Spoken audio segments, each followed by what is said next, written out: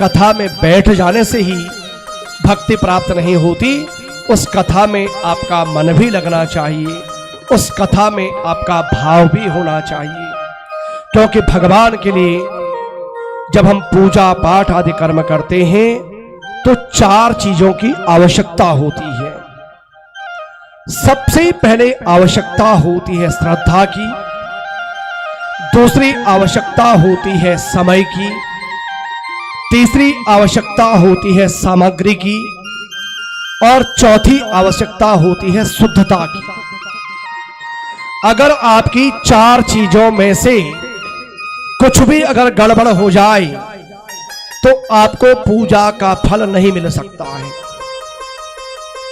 अब आप कहो कि श्रद्धा तो मेरी बहुत है, खर्चा भी जो हो कोई बात नहीं, लेकिन पंडित जी बिठाना मत पूजा में, फिर पूजा होगी कैसे? बैठना तो पड़ेगा, टाइम तो देना पड़ेगा।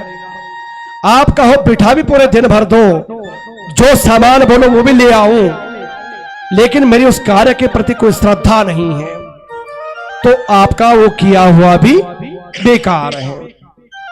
अब आप कहो कि देखो श्रद्धा भी मेरी पूरी है, समय भी आप जितना चाहो उतना बिठा लो, लेकिन पंडित जी सामान कुछ मत मंगाना पूजा का। अब सामान ना आए तो फिर पूजा हो कैसे? यानी आपके पास सामग्री भी होनी चाहिए। अब आपके पास सामग्री भी है, समय भी है, श्रद्धा भी है, लेकिन उस कार्य आपको निश्चित रूप से प्राप्त होगी। और 4 चीज में से अगर कुछ भी एक गड़बड़ हुआ तो फिर फल की प्राप्ति नहीं होती है। और उन 4 चीजों के साथ सबसे परम आवश्यक है वह होता है विश्वास। काम कर तो लो और कल करने के बाद कहो कि यार पता नहीं कर तो हमने दिया, लेकिन पता नहीं होता कि नहीं होता कुछ, तो वो पूजा करने का फल भी निष्फल हो जाता है। आपका विश्वास होना चाहिए कि हाँ मैंने जो कुछ किया है निश्चित रूप से मेरा ये कार्य सिद्ध होगा, हमारे पितरों को मोक्ष की प्राप्ति होगी, ऐसा आपका विश्वास होगा, निश्चित रूप से फल की प्राप्ति होती है। इसलिए हमेशा श्रद्धा विश्वास की आवश्यकता होती है।